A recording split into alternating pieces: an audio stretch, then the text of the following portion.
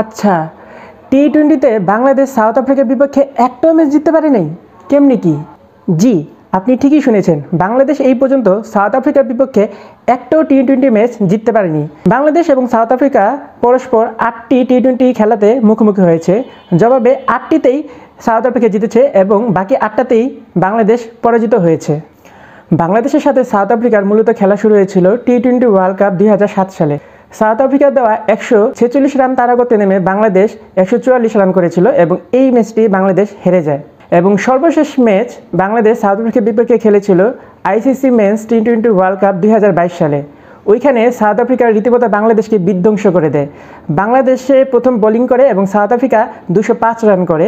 জবাবে বাংলাদেশ 101 রানেই গুটিয়ে যায়। আসলে এই পর্যন্ত বাংলাদেশ সাউথ আফ্রিকার বিপক্ষে কেন একটি ম্যাচও জিততে পারেনি, এটা যদি আমরা বিশ্লেষণ করতে যাই তাহলে দেখা যাবে তৎকালীন সাউথ আফ্রিকাতে যেসব ব্যাটাররা খেলতো, যেমন আমি যদি বলি ডেভিড মিলার, রাইলি রুশো, তারপর হচ্ছে এবিডি ভিলিয়ার্স, তারা এবং ওই সকল ব্যাটসম্যানদের পরিসংখ্যান বাংলাদেশের বিপক্ষে খুবই ভালো।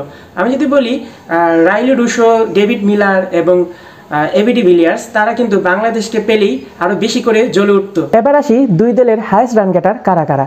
বর্তমান সময়ে খেলোয়াড়দের মধ্যে সাউথ আফ্রিকার হয়ে বাংলাদেশের বিপক্ষে হায়েস্ট রান গেটার হলো ডেভিড মিলার, আর বাংলাদেশের হয়ে সাউথ আফ্রিকার বিপক্ষে হায়েস্ট রান গেটার হলো সৌম্য সরকার। ডেভিড মিলার করেছিল বাংলাদেশের বিপক্ষে 160 রান, আর সৌম্য সরকার সর্বমোট সাউথ আফ্রিকার বিপক্ষে করেছে 150 রান। এবার আসি দুই দলে মোস্ট উইকেট শিকারী কারা কারা। বাংলাদেশের হয়ে সাউথ আফ্রিকার বিপক্ষে মোস্ট উইকেট শিকারী হলো বাংলাদেশের জান, বাংলাদেশের প্রাণ সাকিব আল হাসান। সাউথ আফ্রিকার হয়ে মোস্ট উইকেট শিকারী বর্তমান সময়ে খেলোয়াড়দের মধ্যে কাগিজুর রাবাদা, যে কিনা 6টি উইকেট নিয়েছে। সর্বশেষ শ্রীলঙ্কার বিপক্ষে বাংলাদেশ জয়লাভের মাধ্যমে যে আত্মবিশ্বাস ফিরে পেয়েছে, আমরা আশা করি আজকে বাংলাদেশ মাঠে সেই আত্মবিশ্বাসটি কাজে লাগাবে।